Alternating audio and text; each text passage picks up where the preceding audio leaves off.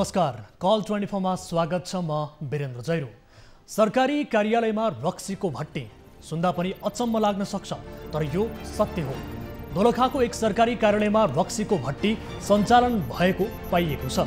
भीमेश्वर नगरपालिका 8 स्थित शीतोष्ण फलफुल रोग स्टक विकास केन्द्रको कार्यालयभित्रै मदिरा उत्पादन गर्ने भट्टी सञ्चालन गरिएको तथ्य फेला परेको छ। कृषिसँग सम्बन्धित फलफुल तथा अन्य नगदी बालीको विकासका लागि स्थापना गरिएको यो कार्यालयभित्रै मदिरा उत्पादन गर्ने गरिएको तथ्य प्रहरीले फेला पारेको छ। कार्यालयका निमित्त प्रमुखको जिम्मेवारी सम्हालिरहेका विनोद रोक्काको नेतृत्वमा घरेलु मदिरा उत्पादन गर्दै गरेको अवस्थामा प्रहरीले कच्चा पदार्थ सहित 37 लिटर मदिरा बरामद गरेको छ। आजको कार्यक्रममा यो विशेष रिपोर्ट पेश गर्नेछौँ। विकासका पूर्वाधारमा कर्णाली प्रदेश अन्य प्रदेशको तुलनामा पछाडि देखिन्छ। भौगोलिक रूपमा समेत विकट जिल्लाहरू रहेको यो प्रदेशमा बसोबास गर्ने नागरिक विकासको यस्तै पाराले राज्यबाट ठगिएको महसुस गर्न बाध्य छन्। अहिले गाउँ गाउँमा सिंहदरबार भनेर स्थानीय तह पुगेको पनि 4 वर्ष बितिसक्यो, तर स्थानीय सरकार आएपछि विकासको अपेक्षा गरेका नागरिक भने स्थानीय सरकारकै गतिविधिबाट वाक्क दिक्क भएका छन्। सुन्दा नमिठो सुनिएला, तर कर्णालीवासीले भोगेको वास्तविक पीडा यही हो, यस्तै हो। जुम्लाको सिन्जा गाउँपालिका वडा नम्बर 3 मा करिब 4 महिना अघि नयाँ पुल बनाउने भन्दै यहाँ रहेको पुरानो काठे पुल गाउँपालिकाको सक्रियतामा भत्काइयो। नयाँ पुल निर्माणका लागि भन्दै गाउँपालिकाले 52 लाख रुपैयाँ बजेट विनियोजन पनि गर्यो, तर नयाँ पुल बन्ने आशामा रहेका स्थानीयहरू अहिले भने निराश भएका छन्। कारण हो उपभोक्ता समिति मार्फत भइरहेको अहिलेको पुल पनि पुरानै अवस्थाको काठे पुल गाउँपालिकाले निर्माण गरिरहेको छ। गाउँपालिकाको यो हरकत देखेर स्थानीय नागरिक असन्तुष्ट बनेका छन्। कर्णालीवासीले पुलका नाममा भोग्नु परेको शास्तिको यो रिपोर्ट पनि आजको कार्यक्रममा समावेश गर्नेछौँ। यता कञ्चनपुरको कृष्णपुर नगरपालिका वडा नम्बर 1 को ओदालगाड खोलाको पुल 4 वर्षसम्म पनि निर्माण नहुँदा स्थानीयले शास्ति भोग्नु परेको छ। पुलको निर्माणमा ठेकेदारले विभिन्न बहाना देखाउँदै पुल निर्माणको कार्यलाई ढिला सुस्ती गरेपछि अहिलेसम्म पुलको ढलानसम्म हुन सकेको छैन। हिजोको कार्यक्रममा समय अभावका कारण प्रस्तुत गर्न नसकिएको यो रिपोर्ट पनि आजको संस्करणमा समावेश गर्नेछौँ। यस अलावा तपाईँ दर्शकहरूसँगको प्रत्यक्ष कुराकानीमा हामी जोडिनेछौँ।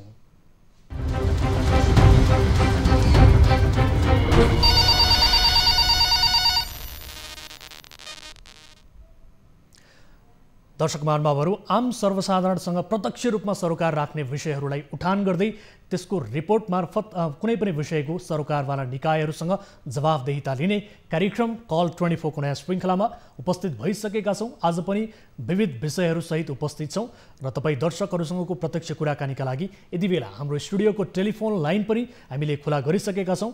टोल फ्री नम्बर 1660 011 2424, यसै गरी एनसेल नम्बर 980157 2424 र भाइबर नम्बर 9884 011 037 मा तपाईँले कल गर्न सक्नुहुनेछ र कार्यक्रम अवधिभर हाम्रो टेलिभिजनको स्क्रिनमा यो नम्बर डिस्प्ले पनि भइरहन्छ।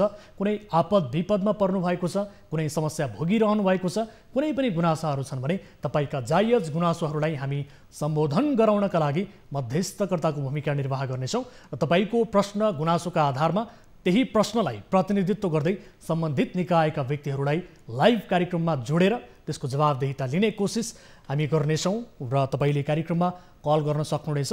र सबैभन्दा पहिले आजको पहिलो अनि महत्त्वपूर्ण विषयतर्फ यहाँको ध्यान आकर्षण गराइहाल्छु।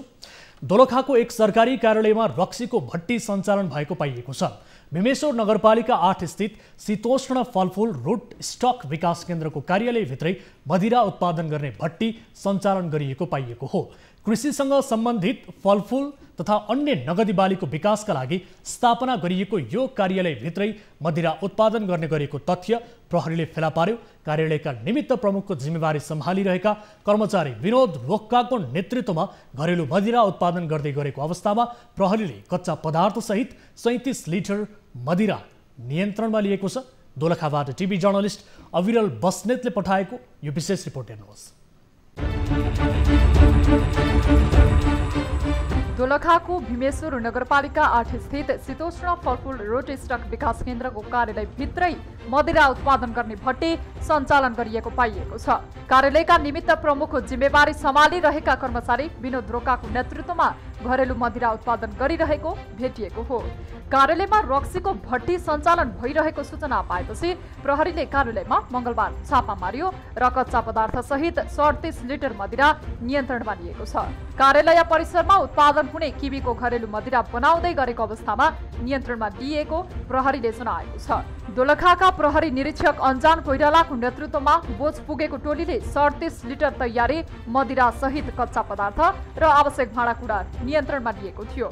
कार्यालय प्रमुखको निवास रहेछ। निवास पछाडिपट्टिको खाली जग्गामा चाहिँ यो अवैध घरेलु मदिरा चाहिँ उत्पादन गरिरहेको अवस्थामा हामीले फेला पार्यौं र त्यो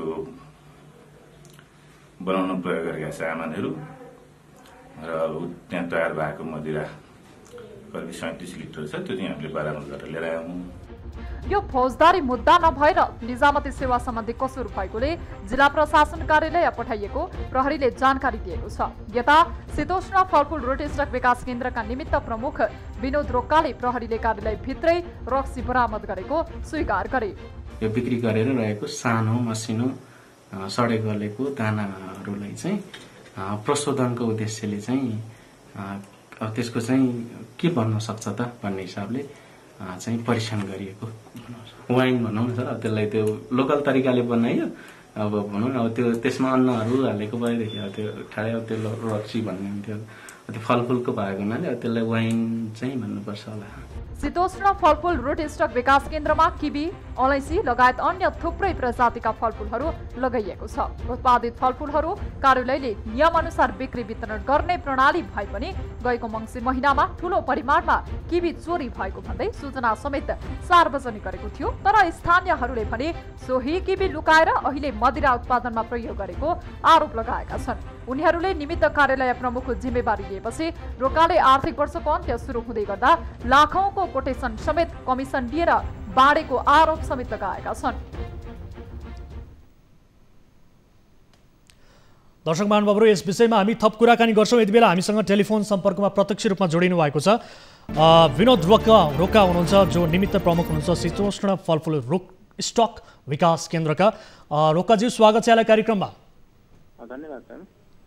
अब यति बेला तपाईँ निमित्त प्रमुख रहनु भएको कार्यालय सरकारी कार्यालयमा रक्सीको भट्टी सञ्चालन गरिरहेको पाइएको छ। प्रहरीले 37 लिटर त्यहाँ मदिरा सहित अन्य कच्चा पदार्थ पनि फेला पार्यो। एक हिसाबले भन्यो भने बदनाम भइरहेको छ यो कार्यालय र तपाईँ त्यहाँको निमित्त प्रमुखका हिसाबले तपाईँकै नेतृत्वमा त्यहाँ मदिरा उत्पादन भइरहेको भन्ने प्रहरीले पनि बताइसकेको अवस्थामा यति बेला कस्तो महसुस गर्दै हुनुहुन्छ, के भन्न चाहनुहुन्छ सर?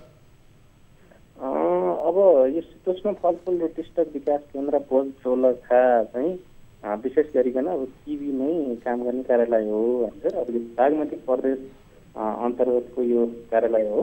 हजुर, हामीले यो किवी फल चाहिँ मङ्सिरतिर टिपेर यहाँबाट ताजा फलकै रूपमा चाहिँ बिक्री वितरण गर्छौँ। प्रति केजी ए ग्रेड साइजको चाहिँ 200 रुपियाँको दरले बिक्री गर्दछौँ भने बिग्रेको चाहिँ 150को दरले बिक्री गर्ने गर्दछ भन्छौँ न। हजुर, अब त्यस पछाडि अब यो जुन अहिले प्रेस घटना घटेको छ त्यो चाहिँ हामीले त्यसरी बिक्री गरेर बाँकी रहेको भनौँ न अब सडे गलेको कुहिएको अनि यो बिक्री योग्य नभएको सानो जुन दाना जुन बजारीकरण हुँदैन त्यो दानालाई चाहिँ यो प्रशोधन र परीक्षण गर्नको लागि भनेर चाहिँ हामीले त्यो प्रयास गरेको हो सर। परीक्षणका लागि भन्नुहुन्छ, तर एउटा सरकारी कार्यालयमा मदिरा उत्पादन गरिरहेको अवस्थामा तपाईँहरूलाई प्रहरीले फेला पारेको छ। यदि त्यस्तो परीक्षणका लागि हो भने त्यसका लागि पनि प्रशासनबाट अनुमति लिनुपर्छ होला। त्यो अनुमति लिनुभएको थियो?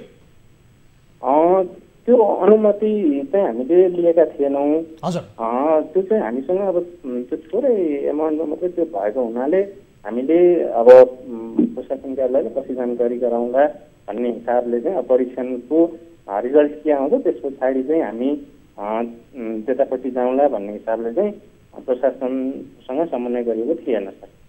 प्रशासनसँग पनि अनुमति लिनुभएको थिएन। अर्कोतर्फ तपाईँहरू परीक्षण हो भनेर भनिरहँदा विशेष गरी प्रहरीले नै छापा मारेर कहीँ कतैबाट सूचना पाएपछि तपाईँको नेतृत्वमा रहेको त्यो कार्यालयमा एउटा रक्सी भट्टी सञ्चालन भइरहेको छ भन्ने सूचना पाएपछि छापा मार्नुपर्ने अवस्था किन आयो त? यदि तपाईँको परीक्षणकै लागि हो भने त प्रहरीले छापा मार्नुपर्ने अवस्था किन आयो त सर? यस्तो भयो सर, अब त्यो चाहिँ अब भनौँ न, अब यहाँ यो कार्यालयमा चाहिँ अब तारबारको व्यवस्था नभएको होइन सर, अनि यहाँ चाहिँ खुला बाटोहरू भएको अनि पब्लिक फ्लोहरू धेरै हुने हुनाले पनि अब त्यो किसिमले चाहिँ अब कतैबाट मेसेज लिकेज भयो होला र त्यसरी चाहिँ प्रहरीले छापा मारेको। अब रोका सर, एउटा अर्को कुरा पनि छ, विशेष गरी तपाईँहरूले मदिरा जुन हिसाबले उत्पादन गरिरहनु भएको छ, गएको मङ्सिर महिनामा ठुलो परिमाणमा क्युबी चोरी भएको भन्दै तपाईँहरूले सूचना समेत निकाल्नु भएको थियो, तर त्यो क्युबी तपाईँहरूले लुकाएर यो मदिरा उत्पादनमा प्रयोग गरेको भन्ने स्थानीयले आरोप पनि लगाइरहेका छन्। यसमा कतिको सत्यता छ? सत्य बोल्नुहोस् है सर। त्यो सत्य होइन सर। अब हामीसँग मैले अघि भने नि, हामीसँग यहाँ तारबारको व्यवस्था नभएको खुल्ला गोरेटो बाटो होइन, पब्लिकहरूको चाहिँ घर जाने बाटो गोरेटो बाटो यही भएको हुनाले त्यो हराएको किवी फल चाहिँ हामीले प्राप्त गरेका छैनौँ सर। तर स्थानीयले त आरोप लगाइरहेका छन्, भनिरहेका छन् तपाईँहरूले लुकाउनु भयो, तर त्यसलाई ढाकछोप गर्नका लागि सूचना निकाल्नु भयो कार्यालयबाट क्युबी हराएको भनेर।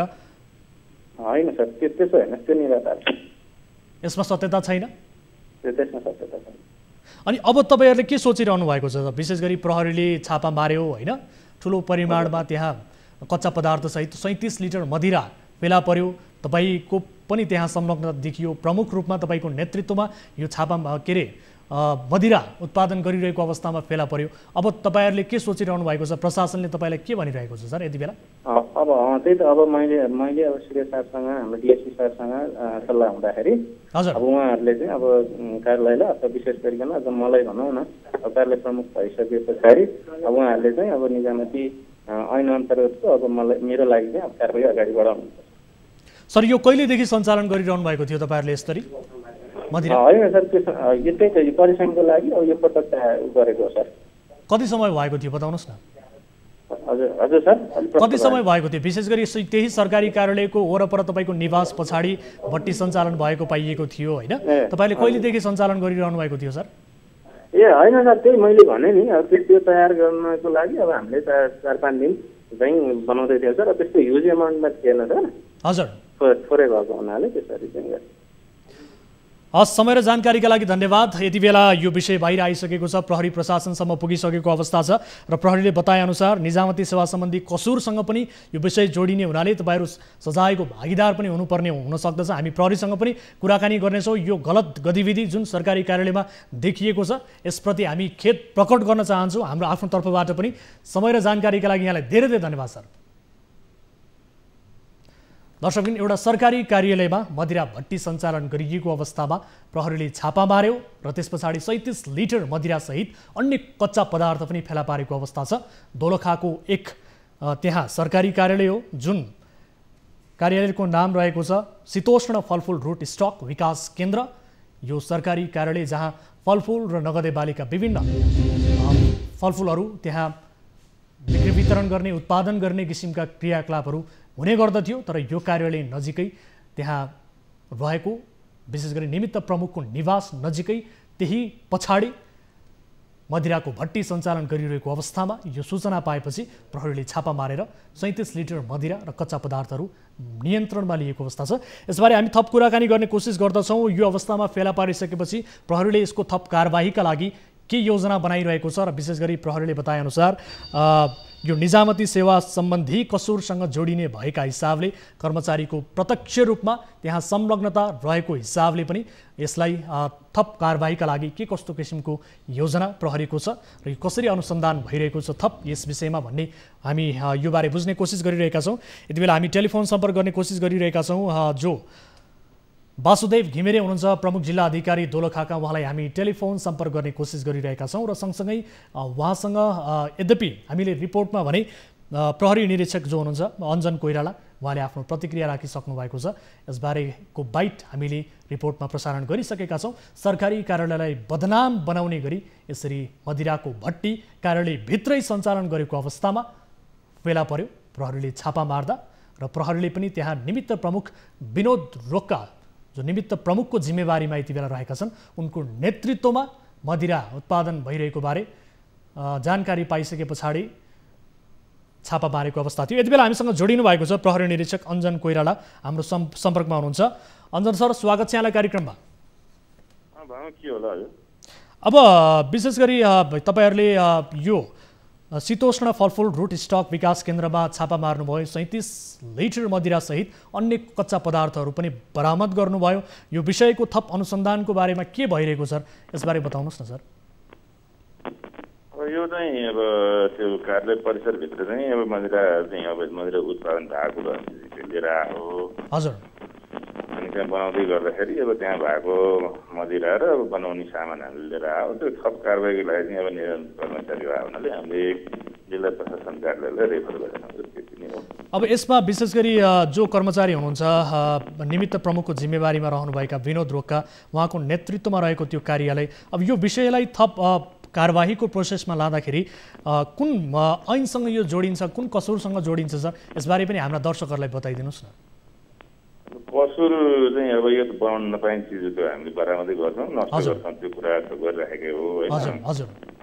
अनि अब उहाँ चाहिँ सरकारी कार्यालयकै प्रमुख भयो, त्यो परिसरको हातभित्र चाहिँ भएको हुनाले त्यो उहाँको लागि चाहिँ थप कारबाही लागि भन्दा हामीले रेफर गरे हो जिल्ला प्रशासनलाई। निजामती ऐन अन्तर्गत अब हामीले सोझै कारबाही गर्दैन उहाँलाई।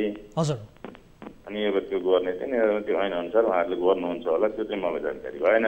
भनेपछि यहाँहरूले जिल्ला प्रशासन कार्यालयमा जानकारी गराइसक्नु भएको छ? हामीले चाहिँ अब त्यो रेफर गरेका छौँ उहाँ चाहिँ जिल्ला प्रशासनलाई। त्यसको बारेमा उहाँले चाहिँ अब सरकारी कर्मचारीले अब आफ्नै चाहिँ कम्पाउन्ड परिसरभित्रै त्यस्तो कुराहरू चाहिँ गरे हुनाले हजुर उहाँलाई चाहिँ गर्नुपर्ने कारबाहीको लागि भनेर हामीले जिल्ला प्रशासनलाई रेफर गरेका कुरा हो।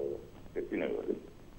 अब विशेष गरी परीक्षणका लागि भनेर यो कार्यालयले त्यहाँ उत्पादन गरिरहेको बारे पनि बतायो होइन, यहाँहरूलाई पनि त्यही हिसाबले जानकारी हामीले थाहा भएन। अब त्यो परीक्षणको लागि भने त त्यस किसिमको होला योजनाहरू आउला होइन। हजुर। र परीक्षणको लागि त्यही किसिमका मेसिनहरू पनि होला, तर पनि अनुमति भने लिनुपर्ने थियो यदि त्यसो हो। यो चाहिँ अब घरेलु मदिरा जसरी हामीले बनाउँछौँ हजुर त्यही हिसाबले बनाएको अवस्थामा हामीले फेला पारे हुनाले त्यसलाई हामीले नियन्त्रण ल्याएको चाहिँ हो। अब यो बिक्री वितरण गरिदो रहेछ कि के रहेछ सर, यसबारे के वितरणको कुरा त हो गरे त हामीले थाहा भएन। बनाइराखेको भन्ने सूचना आधारमा हामी गयौँ र त्यो बनाइराखेकै अवस्थामा फेला पारेर अब त्यहाँ भएको चाहिँ सामान र अब त्यो उत्पादन भएका चाहिँ मदिरा चाहिँ हामीले नियन्त्रण लिएर आएको हो। हस्, धेरै धेरै धन्यवाद। र सँगसँगै तपाईँहरूले यसरी फेला पारिरहँदा यो कहिलेदेखि सञ्चालन भइरहेको रहेछ, यसबारे केही प्रारम्भिक कुराहरू खुल्न आएको छ सर? पहिला त्यस्तो भएको भन्ने जानकारी चाहिँ आएन होइन। हजुर। अहिले चाहिँ हाम्रो प्राप्त सूचना आधारमा हेर्दा चाहिँ त्यो भएको देखिएको हो। हजुर। नत्र त्यसभन्दा अगाडि यसरी भएको भन्ने कुरो हामीलाई पूर्व जानकारी चाहिँ छैन। हस्, समय र प्रहरीले त्यस्तो भएको चिजलाई पहिल्यै नियन्त्रण गरिहाल्छ। त्यो जानकारी भएपछि अब चाहिँ कार्यहरूको त त्यो समयमा नियन्त्रण गर्ने हुनाले त्यसरी त्यो कुरा चाहिँ हामीलाई पहिले जानकारी आयो, पहिले नियन्त्रण हुन्थ्यो होला। हजुर हजुर। अब त्यो चाहिँ पहिला हामीलाई जानकारी भएको छैन, अहिले चाहिँ विशेष सूचना आधारमा हामीले गर्दा चाहिँ त्यो फेला परेको चाहिँ हो। हस्, समय र जानकारीका लागि धन्यवाद सर। यहाँलाई म धन्यवाद दिन चाहन्छु। दर्शकगण, यति बेला हामीसँग जोडिनु भएको थियो प्रहरी निरीक्षक हुनुहुन्थ्यो अञ्जन कोइराला हाम्रो सम्पर्कमा, र उहाँकै नेतृत्वमा गएको टोलीले छापा मारेको थियो र सँगसँगै त्यहाँ 37 लिटर घरेलु मदिरासहित अन्य कच्चा पदार्थहरू बरामद गरेको स्थिति थियो र त्यसलाई यो थप कारबाहीका लागि भनेर विशेष गरी जिल्ला प्रशासन कार्यालय दोलखामा उहाँहरूले खबर गरिसक्नु भएको, जानकारी दिइसक्नु भएको बारे उहाँले हामीलाई थप जानकारी दिनुभएको छ। यो विषयलाई हामी फलोअप गर्नेछौँ। विशेष गरी निजामती सेवा सम्बन्धी कसुरसँग यो विषय जोडिने भएका हिसाबले पनि सरकारी कार्यालयमा यसरी त्यो कम्पाउन्डभित्र मदिराको भट्टी सञ्चालन गरिएको यो सामान्य विषय होइन, अत्यन्त संवेदनशील विषय हो। यसमा संलग्न रहेका जति पनि व्यक्तिहरू छन् ती कारबाहीको भागीदार हुनुपर्दछ। हामी पनि यो विषयलाई फलोअप गर्नेछौँ भन्दै यति बेला कोही सर्वसाधारण हामीसँग जोडिनु भएको छ। नमस्कार, को बोल्दै हुनुहुन्छ, कहाँबाट? नमस्कार सर, म यता ललितपुरबाट कर्मा शेर्पा बोल्दैछु हजुर। यहाँको शुभ नाम के भन्नुभयो, एकपटक फेरि बताउनुहोस् त। ललितपुरबाट कर्मा बोल्दैछु हजुर, कर्मा शेर्पा। कर्माजी, के समस्या पर्नुभयो, के का लागि सम्झिनु भयो? मेरो समस्या के हो भने सर, एकजनाले पहिला 2-3 वर्ष अगाडि विदेश पठाइदिन्छु भनेर पैसा अलि लिएको थियो हजुर। ए हजुर। अनि त्यो पैसा अहिलेसम्म पनि रिटर्न भएको छैन, अनि पछि त्यो देश पनि पठाउन सकेन। अब धेरै समय वेट गर्यो, कुनै पनि हालतमा उसले पठाउन सकेन, जहिले पनि पर्खी भन्छ होइन सर। अनि त्यसपछि काम भएन, अहिलेसम्म पैसा रिटर्न ब्याक छैन। अब धेरै समय भइसक्यो, त्यही भएर हजुरहरूले केही सहयोग गरिदिनुहुन्छ कि भनेर सम्पर्क गरेँ। कर्माजी, तपाईँ कुन देश जाने सोचिरहनु भएको थियो? कुन देशमा तपाईँ जाने तयारीमा हुनुहुन्थ्यो?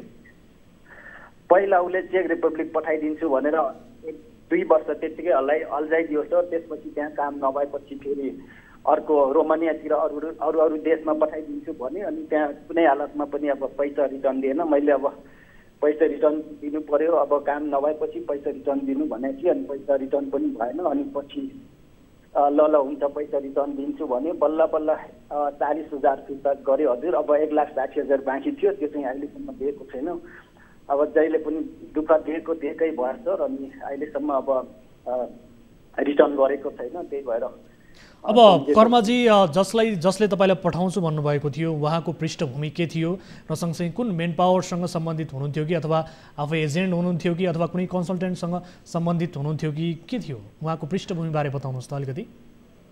हजुर, उहाँको चाहिँ अब पहिला खासै मेन पावर चाहिँ छैन सर, दर्ता गरेको कम्पनी थिएन। त्यस्तै अफिस चाहिँ खोलेर बस्नु भएको रहेछ अनि त्यो अफिस अब दर्ता भएको चाहिँ छैन रहेछ। अनि त्यसरी धेरैजनालाई पठाइदिनु पैसा लिएको रहेछ पछि बुझ्दाखेरि।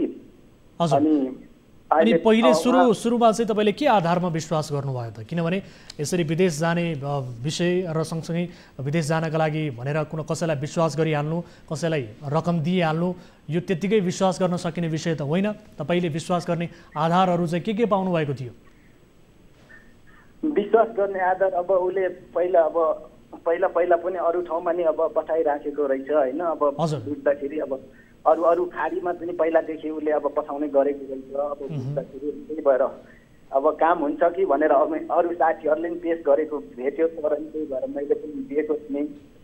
अनि अहिलेसम्म पैसा रिटर्न भएको छैन हजुर। जहिले पनि अब भोलि पर्सि अर्को दिन अर्को हप्ता भन्दा यत्रो समय भइसक्यो हजुर। अनि कर्मजी तपाईँसँगै अन्य साथीहरू पनि हुनुहुन्थ्यो, कतिजना हुनुहुन्थ्यो यसरी उहाँको मार्फत विदेश जान खोजिरहनु भएका र पछि गएर ठगिएको व्यक्तिहरू तपाईँ लगायत कतिजना हुनुहुन्छ अहिले? त्यस्तो अब छन् त, मैले बुझ्दा धेरै नै रहेछ सर, तर हामीसँगै भएको चाहिँ 6-7 जना थियो। अब उनीहरूको चाहिँ अब पैसा अलिअलि 1 लाख जति पाए, अरू बाँकी छ भन्ने कुरा सुने सर। अब कति बाँकी छ भन्ने कुरा मलाई पनि थाहा भएन हजुर। अनि अब तपाईँले जुन कार्यालयमा पहिला भन्नुभयो नि जुन कार्यालय थियो त्यो कार्यालय अहिले छ कि छैन? कति 2 वर्ष अगाडिको कुरा होइन त? हजुर, उसले त्यही वसुन्धरातिरै अफिस चलाइरहेको छ हजुर। उसको कन्ट्याक्ट नम्बरहरू सबै मसँग छ। अब उसले अब अफिस दर्ता चाहिँ गरेको छैन रहेछ। अफिस खोलेर अब त्यस्तै खाडीतिर पठाउने काम चाहिँ पहिलादेखि गरेको रहेछ हजुर। अनि तपाईँले ठगिएको महसुस गर्ने बित्तिकै विशेष गरी वैदेशिक रोजगार विभाग र प्रहरी समक्ष उजुरी गर्नुभयो त? मैले उजुर गरेको छैन हजुर, अहिलेसम्म गर्नु भएको छैन हजुर। हामी सल्लाह दिन चाहन्छौँ तपाईँलाई एकपटक उजुरी गर्नु होला। त्यस पछाडि वैदेशिक रोजगार विभागले पनि यसरी ठग्नेहरूलाई खोजी गर्दछ विभिन्न माध्यमबाट र हामी पनि तपाईँलाई मद्दत गर्ने कोसिस गर्नेछौँ र एकपटक विभागमा पनि सम्पर्क गर्नु होला है त? हुन्छ हजुर, हुन्छ सर। हस्, थ्याङ्क यू सो मच। गुनासो राख्नुभयो र हाम्रो टिमका साथीहरू तपाईँले सम्पर्क गर्नुहुनेछ र अहिलेका लागि भने तपाईँको यो आरोपका रूपमा मात्रै हामी ग्रहण गर्न सक्ने स्थितिमा छौँ। दोस्रो पक्षसँग हामी बुझ्नेछौँ के रहेछ वास्तविकता, किन पठाउन नसकिएको रहेछ, वास्तवमा तपाईँलाई ठगिएको हो होइन, यसको भेरिफाई हामी गर्नेछौँ। समय र जानकारीका लागि यहाँलाई धेरै धेरै धन्यवाद है त? हस् दर्शकबिन, अब आजको अर्को विषयतर्फ यहाँको ध्यान आकर्षण गराउन चाहन्छु। जुम्लाको सिन्जा गाउँपालिकाका नागरिक पुरानो अनि जीर्ण काठे पुलको प्रयोग गर्दै जोखिमपूर्ण यात्रा गर्न बाध्य थिए। यसको समाधानका लागि भन्दै गाउँपालिकाको कार्यालयभन्दा बढीमा 6 मिटर अगाडि रहेको हिमा नदीमा विशेष गरी 20 वर्ष अघिदेखिको काठे पुल गाउँपालिकाकै सक्रियतामा नयाँ पुल बनाउने भन्दै भत्काइयो। तर 52 लाखको लागतमा बन्न लागेको नयाँ पुल समेत पुरानै काठे पुल जस्तै निर्माण हुन थालेपछि स्थानीयले विरोध गरेका छन्। जुम्लाको यो पुलको कथा यति बेला हामी प्रस्तुत गर्दैछौँ। त्यस पछाडि यससँग सम्बन्धित रहेका व्यक्तिहरूसँग कुराकानी गर्नेछौँ।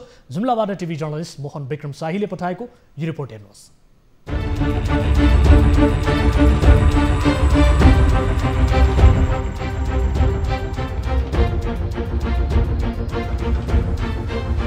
यो दृश्य जुम्लाको सिन्जा गाउँपालिका स्थित वडा नम्बर 3 मा निर्माणाधीन पुलको हो।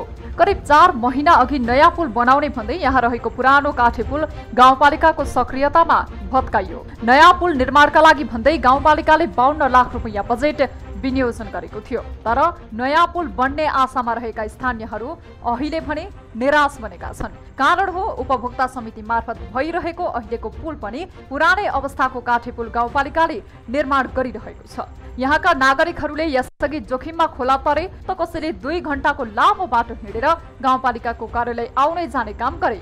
तर आर्थिक वर्ष सकिनै लाग्दासम्म न नयाँ पुल बन्यो न त पुरानो पुल रह्यो। स्वास्थ्य संस्था यहीँ नजिक भएको हुनाले सुत्केरी बिरामीहरूलाई पनि हामीले बाटोमा ल्याउँदाखेरि त्यही किसिमको शास्ति बेहोर्नु परिरहेको अवस्था छ। कतिपय सुत्केरीहरू बाटोमै सुत्केरी भएको अवस्था छ र हामीलाई चाहिने दैनिक उपभोग्य सामग्रीहरू तपाईँको यहाँबाट मूल्यभन्दा 200-300 रुपियाँ बढी दिएर हामीले घर पुर्याउनु परिरहेको अवस्था छ र खेतीपातीको तपाईँको रोपाइको सिजन नसकिएको हुनाले हामी त्यहाँ खेतीपाती गर्न पनि 5 देखि 10 मिनट लाग्ने बाटो तपाईँको 2.5 देखि 3 घण्टा पैदल हिँडेर तपाईँको त्यहाँ गरिराख्नु परेको अवस्था छ।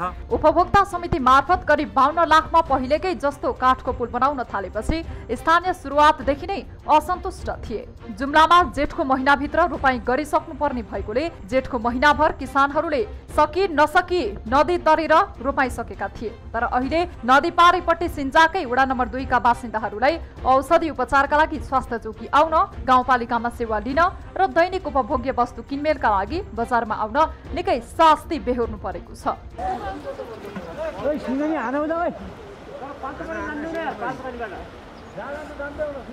चालु आर्थिक वर्ष मात्र सकिन केही दिन बाँकी रहँदासम्म सो नदीको बीचमा ढुङ्गाको एउटा पर्खाल मात्रै ठडिएको छ। किसान र गाउँपालिका आउने सेवाग्राहीलाई अत्यन्तै कठिन भएपछि गाउँपालिकालाई वैकल्पिक व्यवस्था गरिदिन स्थानीयवासीले अनुरोध गरे पनि बेवास्ता गरिरहेको स्थानीयको आरोप छ। स्थानीयका अनुसार काठकै पुल बनाउने भए पुरानो पुललाई मर्मत सम्भार मात्रै गरे पनि काम चल्ने देखिन्थ्यो। भत्काइएको काठको पुललाई गत वर्ष मात्रै 5 लाख खर्च गरेर मर्मत गरिएको थियो। तर सकभर पक्की नभए क्रसको पुल बनाउनु पर्ने स्थानीयको माग विपरीत ठूलो रकम खर्चेर काठको पुल बनाउनुको कुनै अर्थ नभएको स्थानीयको गुनासो छ। दर्शक महानुभावहरू, जुम्लाको यो पुलको कथा यति बेला हामीले प्रस्तुत गर्यौं। विशेष गरी यसअघि काठे पुल बाट मानिसहरूले जोखिमपूर्ण यात्रा गरिरहेका थिए, तर त्यसलाई भत्काएर गाउँपालिकाले 52 लाखको बजेटमा नयाँ पुल बनाउने भनेर निर्माणाधीन सुरु गर्यो। तर अहिले पनि पुरानै अवस्थाको काठे पुल निर्माण हुन थालेपछि स्थानीय नागरिक असन्तुष्ट बनेका छन्, यसको विरोध गरिरहेका छन्। जोखिम यथावत छ। यसबारे थप स्थानीयसँग कुराकानी गर्छौँ। हामीसँग यति बेला स्थानीय राजेश हमाल जोडिनु भएको छ। त्यस पछाडि अन्य सम्बन्धित निकायका व्यक्तिहरूसँग यसबारे जवाफ लिनेछौँ। राजेशजी, स्वागत छ यहाँलाई कार्यक्रममा। हजुर, धन्यवाद। हजुर, अब हामीले पुलको कथा प्रस्तुत गर्यौं। विशेष गरी काठे पुल जुन नयाँ बन्न लागेको छ यो पनि पुरानै अवस्थाको बन्न लागेको भन्ने किसिमको जानकारी प्राप्त भयो र त्यही जानकारीका आधारमा हामीले दर्शक महानुभावहरूलाई पनि रिपोर्ट देखाइसकेका छौँ।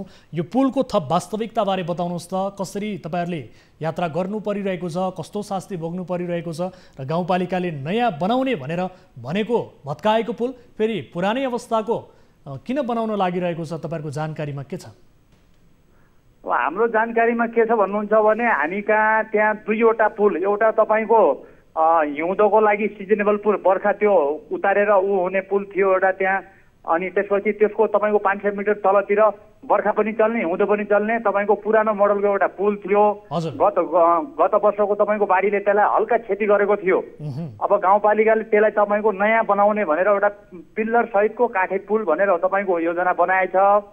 अनि त्यो बनाउँदाखेरि तपाईँको त्यो पुरानो काठे पुललाई पुरै तपाईँको भत्काइएछ। भत्काइएपछि अब अहिले तपाईँको 81 अहिले आएको बाढीले तपाईँको त्यो हिउँदे पुल पनि बगाएर लग्यो। अनि तपाईँको त्यो पुल पनि बन्न नसक्दाखेरि हामी तपाईँको 5 देखि 10 मिनटमा हामी हाम्रो गाउँपालिकाको सदरमुकाम र जो हाम्रो हाट बजार पनि त्यही छ, तपाईँको हाम्रो मावि उच्च मावि विद्यालय पनि त्यही छ, हाम्रो स्वास्थ्य संस्था पनि त्यही छ तपाईँको है।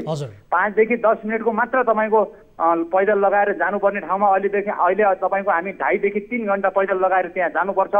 अनि तपाईँको असार मसान्तको कुरा छ, विभिन्न योजनाहरूका उपभोक्ता समितिहरूका कुरा छन्। अनि तपाईँको अब अहिले तपाईँको यो लकडाउनको अवस्थामा तपाईँको खाद्यान्न सामग्रीहरू किनेर ल्याउनु पर्ने अवस्था छ। अनि तपाईँको बिरामीहरू सुत्केरीहरू बोकेर कतिपय सुत्केरीहरू बाटोमै सुत्केरी भएको अवस्था छ। अनि यस्तो तपाईँको कोभिडको महामारीको बेला तपाईँको हस्पिटल जान, बच्चाहरू बोकेर जान कति गाह्रो स्थिति छ तपाईँको। यातायातको साधन पनि त्यति राम्रो नभइरहेको अवस्थामा।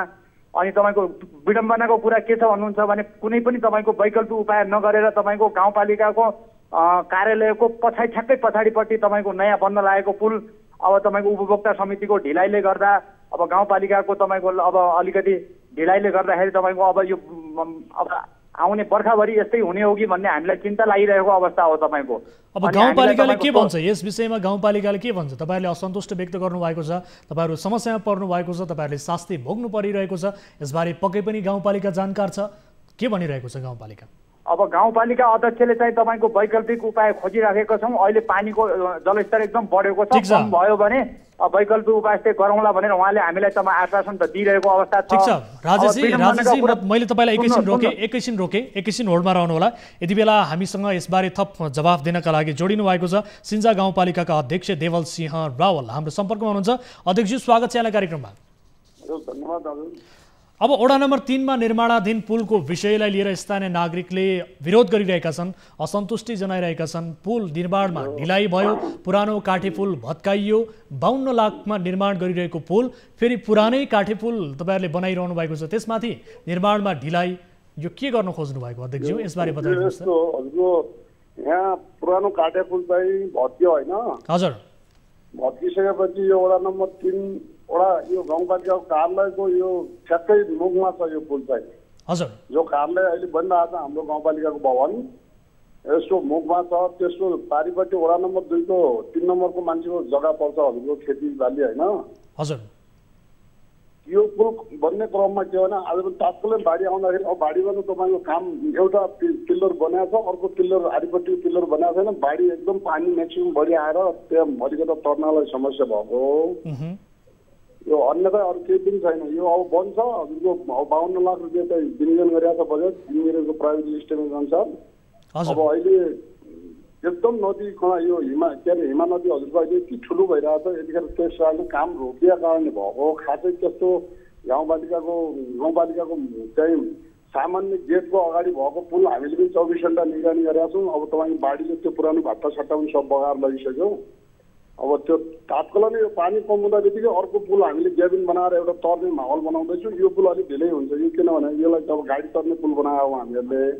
हजुर, त्यस कारण चाहिँ समस्या त भएकै हो। अब खास यसको समस्या गर्न नै अब वर्षाले हो। अब यो हिमा नदी चाहिँ एकदम आफ्नो के अरे यो जेठको महिनामा एकदम बढी आइदियो, साउनमा आउने पानी जेठमा आइदियो तपाईँको, आउँदाखेरि त्यो पानीकै कारणले यो चाहिँ काम रोकिएको छ अहिले। अब अहिले तपाईँहरूले बनाउन लागेको पुल चाहिँ कस्तो पुल हो यो बताइदिनुहोस् त? विशेष गरी पुरानो काठे पुल भत्काउनु भयो, अहिले फेरि तपाईँहरूले काठे पुलै बनाइरहनु भएको छ। पुरानो भत्किएको पुल जुन छ त्यसमा तपाईँले निर्माणका लागि भनेर 5 लाख रुपियाँ यसअघि पनि मर्मत सम्भारका लागि खर्च गरिसक्नु भएको अवस्था छ। त्यसैलाई मर्मत सम्भार गरेको भए हुँदैन थियो त? यदि पुरानै अवस्थाको काठे पुल नै बनाउने हो भने त नयाँ किन तपाईँहरूले यो गरिरहनु पर्यो? यो पुल चाहिँ धेरै पटक चाहिँ बिग्रिसक्यो हजुरको। त्यसपछि हामीले मर्मत गर्दाखेरि 5 लाख पैसा राख्यौँ होइन? हजुर, 5 लाख राखेर काम गर्ने मान्छेले 1,70,000 को मात्रै काम गर्यो, उसले 1,70,000 मात्रै लियो। 5 लाखको काम गरेन, क्वालिटी उक्त दिन सकेन त्यो मान्छेले। त्यसपछि गत सालको वर्षाले फेरि त्यसको पिल्लर तलको त्यो पुरानो पिल्लरहरू काठको पिल्लरहरू फालिदियो अरे। अब त्यो समस्या भन्दा यो बारम्बार यो काठको पुलले यहाँ काम गर्दैन, अब एउटा गाडी तर्ने पुल पनि बनाउनु पर्छ भनेर हामीले गाउँपालिकाले त्यो निर्णय गरेर हजुरको अहिले त्यो एक पिल्लर बनाएको छ। फेरि पनि काठे पुल नै त्यहाँ बनाउन खोजिरहनु भएको हो अध्यक्षजी? मेरो मेन प्रश्न भनेको तपाईँहरूले फेरि पनि नयाँ पुल बनाउने भनेर जुन हिसाबले पुरानो काठे पुल भत्काउनु भयो नि, फेरि पनि काठे पुल नै बनाउन थाल्नु भएको हो? होइन, पहिलाको पुल काठ तलदेखि माथिसम्म काठै हो सर होइन? हजुर। अहिलेको पुल चाहिँ तलबाट सरिया राखेर तपाईँको अर्कै हाम्रो गाउँपालिकामा एउटा पुल अर्को माथि वडा नम्बर 1 मा बनाएको छ, गाडी तर्छन्। अब यो पुल अलिक भिन्न खालको तरिकाले बनाएको छ, गाडी पनि तर्ने। अब अलिकता त्यो ठुलो एलपी नआउने, अब सानसाना गाडीहरू चाहिँ ट्र्याक्टर, अब साना कार जीपहरू आउने खालको चाहिँ पुल हो यो। तर स्थानीयले दिएको जानकारी अनुसार तपाईँले पुरानै अवस्थाको पुल बनाइरहनु भएको छ, त्यस भएर हाम्रो असन्तुष्टि छ त्यसमा भनेर भनिरहनु भएको छ। यति मात्र होइन, विशेष गरी अहिले त्यो पुल नहुँदाखेरि त्यहाँ रहेका 4वटा वडाहरू, मलाई जानकारी प्राप्त भएअनुसार र हाम्रा रिपोर्टरले दिएको जानकारी अनुसार, स्थानीयले बताएअनुसार 4वटा वडाहरूका नागरिक बासिन्दा यो पुल नहुँदाखेरि प्रभावित भएका छन् सर। जबकि तपाईँको आफ्नो घर रहेको वडा नम्बर 1 मा मात्रै 4वटा पुल छ, पक्की पुल त्यहीँ, झोलुङ्गे पुल त्यहीँ र सँगसँगै अहिले नयाँ 40 लाखको काठे पुल पनि त्यहीँ तपाईँले बनाइरहनु भएको छ। तपाईँको आफ्नो ओडामा घर जाने तपाईँको आफ्नो घर भएको ठाउँमा चाहिँ 4-4वटा पुल, तर 4वटा ओडा लाभान्वित हुने ठाउँमा चाहिँ एउटा पनि पुल नबन्ने सर, यस्तो पनि हुन्छ? यो अहिले पुल बन्ने ठाउँ छ नि सर, हजुर, त्यहाँ मैले घर बनाएको छु है। हजुर, अहिले म त्यही घरमा बसिरहेको छु, त्यही नदी पनि हेरिरहेको छु, त्यो पुल पनि हेरिरहेको छु मैले अहिले यहाँबाट। हजुर, त्यो तीव्र गतिमा पानी आउने क्रममा यो पुल रोकिएको हो। यहाँ चाहिँ नि वडा नम्बर 3 का जो शिकायत गर्ने दाजुभाइ छन् अथवा कोही रिपोर्ट गर्ने पत्रकार साथीहरूलाई उहाँहरू पनि आउनुहुन्छ, हेर्नुहुन्छ। त्यो अस्ति नै काठहरू तानेर सबैजना लाएर त्यो अलि तर्ने खालको माहौल बनाऊ भन्दाखेरि यहाँका मान्छेले आफै काठ बगाएर त्यो काठ आफै दाउरा च्यातेर लगाएको छु। सुन्नुहोस्, अब यो ठुलो समस्या कुरो छ। यो पुल चाहिँ बन्छ पक्का पक्की, पुल बनेन भने हजुरहरू पनि कहिलेकाहीँ रारा आउने क्रममा तपाईँका रिपोर्टरले सही सत्य अथवा कोही जनता कुराहरू पनि बुझ्न आउनु होला। पुल चाहिँ पानी चाहिँ हुँदा बित्तिकै पुल पक्का पक्की बन्छ, तर पुल बन्ने के हो भने काठकै पुल बन्ने हो। तर काठको पुल पहिलाको भन्दा अहिलेको भिन्न खालको पुल हो क्या। कस्तो भिन्न मलाई बताइदिनुहोस् त, अलिकति विस्तृतमा बताइदिनुहोस्। तपाईँले प्राविधिकसँग पनि केही कुराहरू जानकारी राख्नु भएको होला। दिवालहरू छ नि, हजुर, पहिला त्यो ग्याबिन सेबिन हालेर बनाएको होइन, अहिले लगभग पिल्लर जस्तै छ।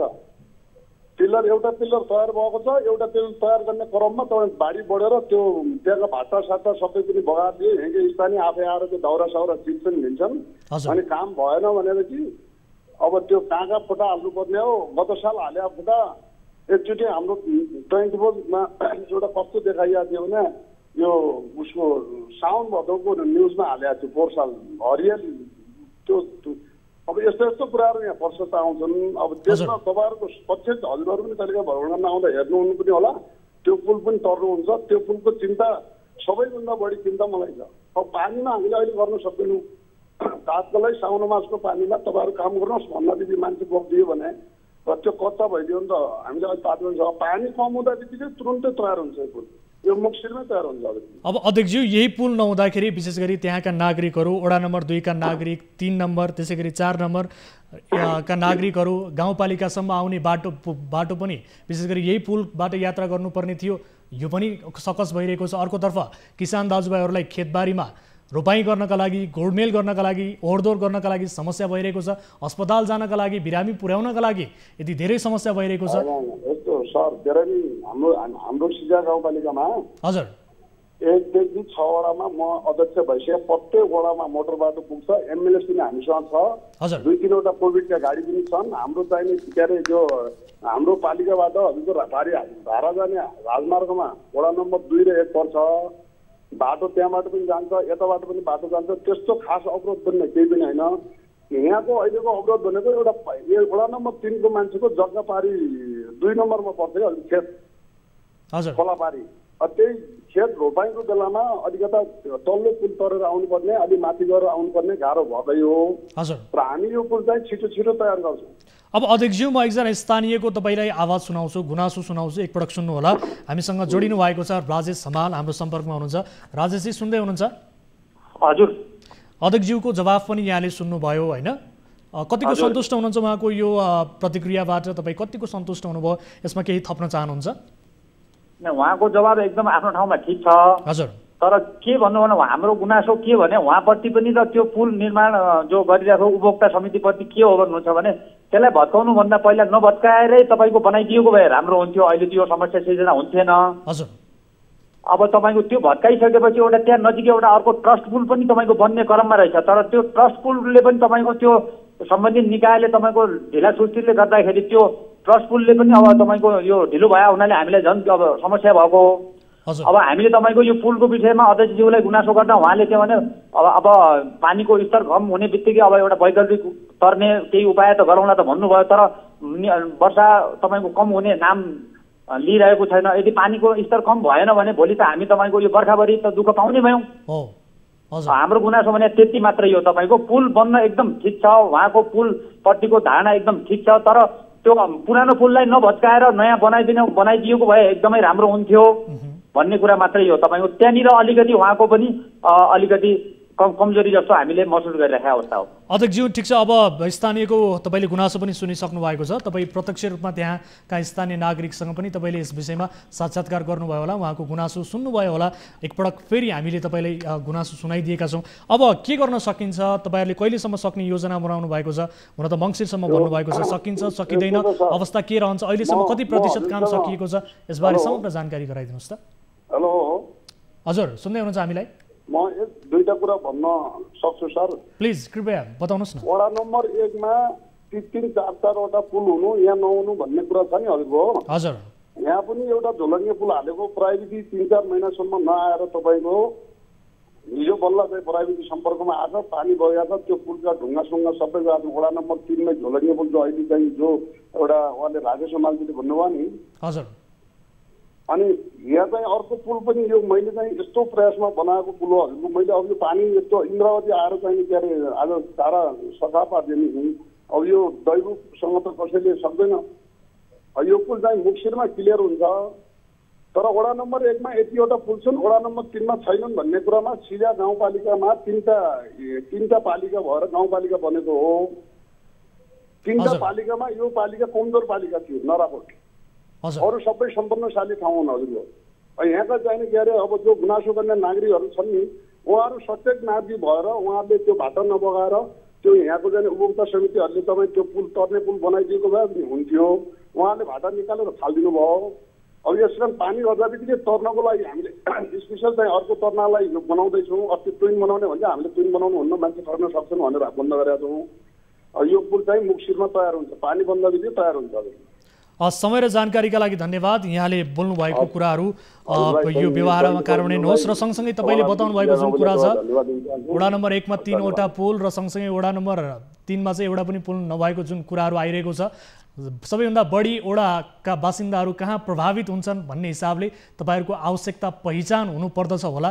तपाईँहरूले त्यो हिसाबले स्थानीय नागरिकलाई प्रायोरिटीमा राख्नुपर्छ होला, ठाउँको पहिचान त्यसरी हुनुपर्दछ होला।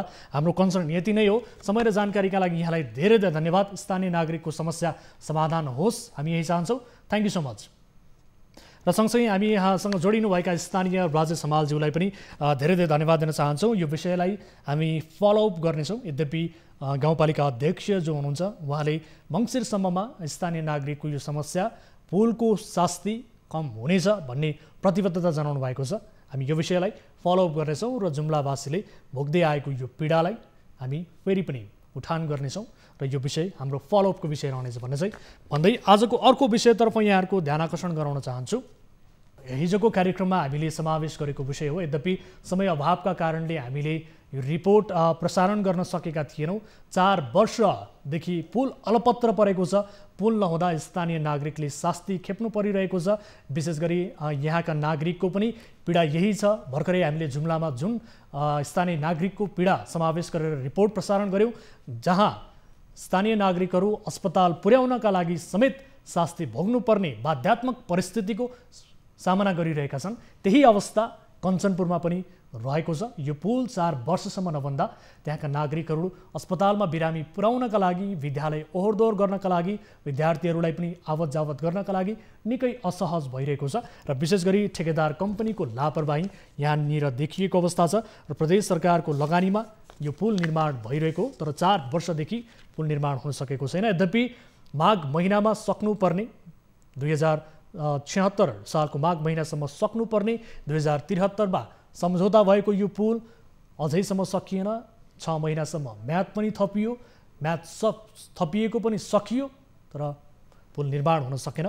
ठेकेदार कम्पनीले विभिन्न बाहना देखाउँदै, विशेष गरी पछिल्लो समय त कोभिडको बाहना ठेकेदारका लागि सबभन्दा सजिलो बाहना बनेको छ। कोभिडको बाहना देखाउने बित्तिकै सजिलै पन्सिन पाइन्छ भन्ने ठेकेदार कम्पनीको मनस्थिति यति बेला बनेको अवस्था छ। र यो पुल निर्माणको लापरवाहीमा पनि ठेकेदार कम्पनीले कोभिडको बाहना देखाइरहेको अवस्था छ।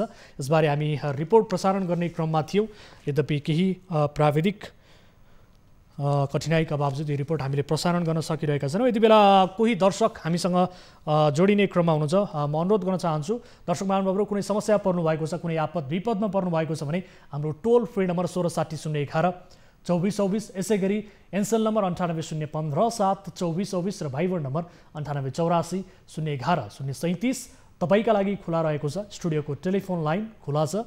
तपाईँले आफ्नो गाउँ ठाउँमा भएका समाजमा भएका कुनै पनि व्यथिति विसङ्गति र गलत गतिविधिबारे जानकारी पाउनु भएको छ र हामी समक्ष त्यो गुनासो गर्न चाहनुहुन्छ भने कृपया कल गर्न सक्नुहुनेछ। कल गर्दा पैसा लाग्ने छैन।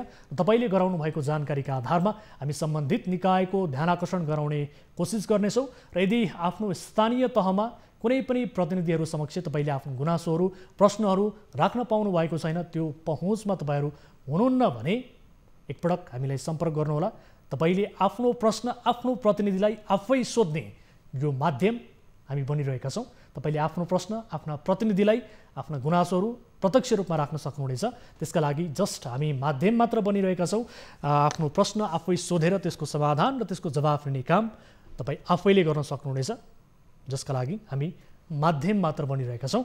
दर्शक महानुभावहरू, कार्यक्रममा अब लगभग अन्त्यतिर पनि छौँ हामी। तपाईँले कल गर्न सक्नुहुनेछ।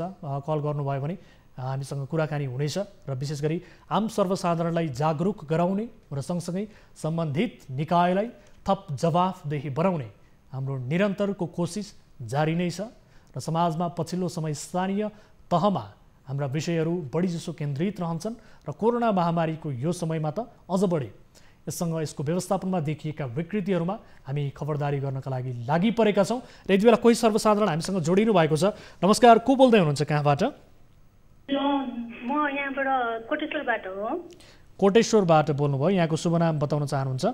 हजुर, अञ्जली कार्के। अञ्जलीजी, के समस्या पर्नुभयो, के का लागि सम्झिनु भयो? आफ्नो समस्या राख्नुहोस् है त। मलाई चाहिँ होइन सर, अनि एकजना दाइ हुनुहुन्थ्यो नि, उहाँको लागि चाहिँ हो। के भयो उहाँको विषय, तपाईँले के राख्न खोज्नु भएको? उहाँलाई चाहिँ अहिले उहाँ चाहिँ एकदमै बिरामी हुनुहुँदो रहेछ होइन, अनि त्यही भएको भएर अनि उहाँलाई चाहिँ अब जस ट्रिटमेन्टको लागि पनि र खानको लागि नै धेरै समस्या छ भन्दै हुनुहुन्थ्यो, त्यही भएर। के समस्या, के रोगबाट पीडित हुनुहुन्छ उहाँ? उहाँ चाहिँ प्यारालाइसिसको हो। प्यारालाइसिस हुनुहुन्छ?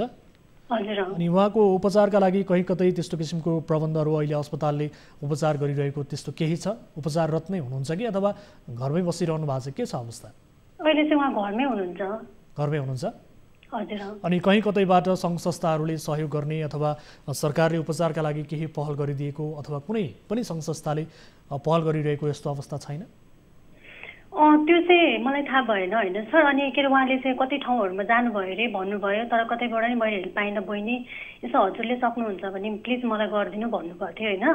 अनि त्यही भएको भएर अनि मैले चाहिँ ठ्याक्कै सम्झिहालेँ हजुरहरूलाई। अनि त्यही भएको भएर म एकचोटि ट्राई गर्छु, यदि भयो भने चाहिँ म हजुरलाई कुरा गर्छु नि ल भनेको थिएँ कि उहाँलाई चाहिँ। हजुर।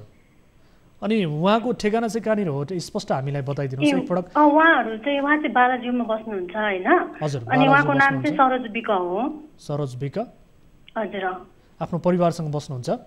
उहाँ चाहिँ यस्तो रहेछ कि उहाँहरू चाहिँ कति 4 जनाको फ्यामिली हुनुहुँदो रहेछ होइन। उहाँ दाइ एकजना मात्रै, अनि मा बिरामी हुनुहुँदो रहेछ, उहाँको मम्मी चाहिँ बिरामी, अनि एकजना श्रीमती मात्रै, अनि सानो नानी रहेछ होइन।